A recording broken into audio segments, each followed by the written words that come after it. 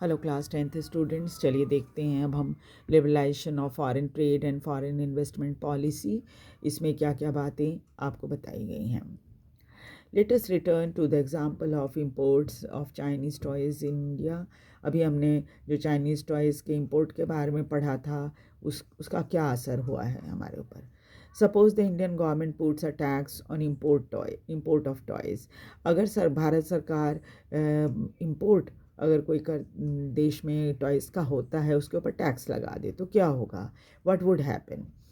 Those who wish to import these toys would have to pay on this. जो लोग इस तरह की टॉयज़ को इंपोर्ट करना चाहेंगे, पहले तो उनको टैक्स देना होगा। Because of the tax the buyer will have to pay higher prices on the imported toys. इसका मतलब कि टॉयज़ की कीमत बढ़ जाएगी और ख़रीदार को टॉयज़ को ख़रीदने के लिए ज़्यादा पैसा देना होगा। Chinese toy will no longer be as cheap as the Indian market in the Indian market। और अब चाइनीज़ टॉयज़ उतनी सस्ती नहीं रहेगी भारतीय मार्केट में जैसे पहले थी। And the import from China will automatically reduce. तब क्या होगा, जो इम्पोर्ट हो रहा है चाइना से टॉयज़ का, वो अपने आप कम होने लगेगा। Indian toy will prosper. तब क्या होगा, भारत में बनने वाले खिलौने ज़्यादा बिकने लगेंगे।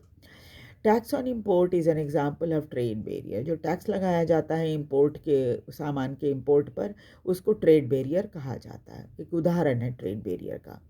It is called a barrier because some restriction has been setup.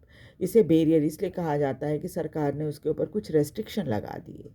Government can use trade barrier to increase और decrease, regulate foreign trade, and to decide what kind of goods and how much of each should come into the country।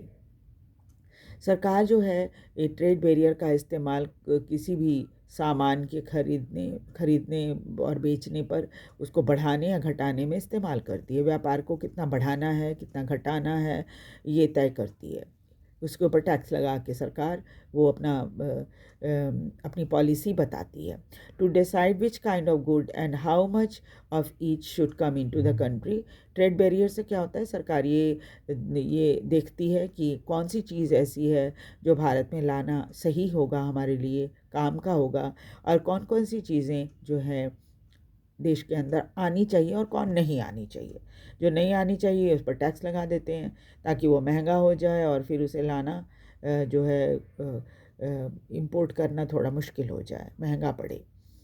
Indian government after independence has put barrier to the foreign trade and foreign investment. भारतीय सरकार ने जब भारत स्वतंत्र हुआ था तो foreign trade और foreign investment पर बैरियर लगा दिया था, रोक लगा दी थी। This was considered necessary to protect the producers within the country from foreign competition। और ऐसा इसलिए किया गया था ताकि भारत के अंदर जो व्यापारी हैं, प्रोड्यूसर्स हैं, वो उनको ज़्यादा कंपटीशन, विदेशी कंपटीशन ना झेलना पड़े।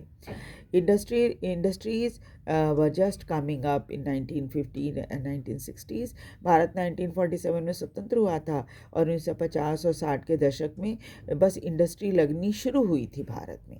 And the competition from import at this stage would not allow those industries to come up. और उसी समय बंद लगते ही फैक्ट्री के कंपटीशन होने लगता है, इंपोर्ट होकर सामान जब आता देश के अंदर तो शायद वो इतने फ्लरिश नहीं कर पाते जो भारत का व्यापार और इंडस्ट्री जो था वो। दस India allowed import of only essential items such as machinery, fertiliser, petroleum etcetera. और तब इसलिए सरकार ने क्या किया कि सिर्फ उन्हीं चीज़ों को इंपोर्ट करती जिसे वो ज़रूरी समझती थी, जैसे मशीनें थी, फर्टिलाइज़र था, पेट्रोलियम की चीज़ें थी। Note that all developed countries during the early stages of development have given protection to domestic producers through the variety of means। और सिर्फ भारत ही नहीं, और जितने डेवलपिंग कंट्रीज़ हैं वो सब यही पॉलिसी अपनाते हैं कि अपने डोमेस्टिक प्रोड्यूसर को प्रोटेक्ट करने के लिए वो जितने तरीके अपना सकते हैं अपनाते हैं। Starting around 1991, some far-reaching changes in the policy were made in India। फिर 1991 के बाद कुछ थोड़ा दूर तक सोचकर, है ना, कुछ नई पॉलिसी बनाई गई भारत में। The government decided that the time had come for Indian producer to compete with the producer around the globe. और सरकार को ये लगा कि अब समय आ गया है कि भारतीय प्रोड्यूसर भी विदेशी मार्केटों में जाकर कंपटीशन करें, अपना सामान वहाँ उनको दिखाएं कि हाँ भाई हम भी अच्छी क्वालिटी का सामान बनाते हैं. It is felt that competition would improve the performance of producers within the country since they would have to improve their quality.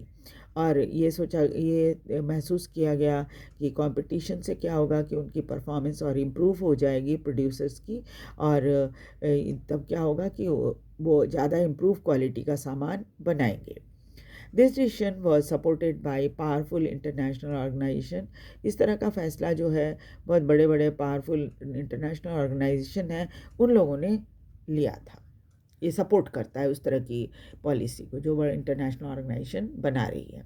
दस barrier on foreign trade and the foreign investment were remove to large extent. काफ़ी बड़ी मात्रा में foreign investment और foreign trade को हटा दिया गया. बैरियर जो था इनके ऊपर, फॉरेन ट्रेड और फॉरेन इन्वेस्टमेंट के ऊपर, उसको हटा दिया गया. This meant that the good should be imported and exported easily. अब आप आसानी से अपने सामान को विदेशी सामान को खरीद कर अपने देश ला भी सकते हो और अपने सामान को विदेशों को बेच भी सकते हो. And also foreign companies could set a factory and offices here. और विदेशी कंपनियां भी अब हमारे देश के अंदर जो है अपने फैक्ट्री भी खोल सकेंगी और अपने ऑफिस भी खोल सकेंगी. रिमूविंग बैरियर और restriction set up by government what is known as liberalization. जब आप कोई बैरियर या रेस्ट्रिक्शन सरकार जो हटा देती है तो इसे लिबरलाइजेशन कहा जाता है. With liberalization of trade and business are allowed to make decision freely about what they wish to import or export. इस तरह से क्या हुआ, लिबरलाइजेशन जब ट्रेड का हो गया तो बिज़नेस में जो लोग थे उनको कोई भी फैसला लेने के लिए फ्री हो गए कि वो कोई सामान, कौन सा सामान वो लाना चाहते हैं, कौन सा सामान एक्सपोर्ट करना चाहते हैं. The government imposes much less restriction than before and therefore said to be more liberal. और सरकार ने अब बहुत कम रेस्ट्रिक्शन लगाया हुआ है इनके ऊपर और इसलिए अब सरकार को लिबरल माना जाता है. अब देखिए world trade organization. We have seen that the liberalization of foreign trade and investment in India was supported by some very powerful international organization. जब भारत में लिबरलाइजेशन शुरू हुआ तो बहुत ताकतवर इंटरनेशनल ऑर्गेनाइजेशन ने इसको सपोर्ट किया कि हाँ आप करो, मतलब ट्रेड बैरियर हटा दो. These organizations say that all barrier to the foreign trade and investment are harmful. और इन ऑर्गेनाइजेशन का यह मानना है कि किसी तरह का अगर आप बैरियर लगाते हो तो ये हार्मफुल है.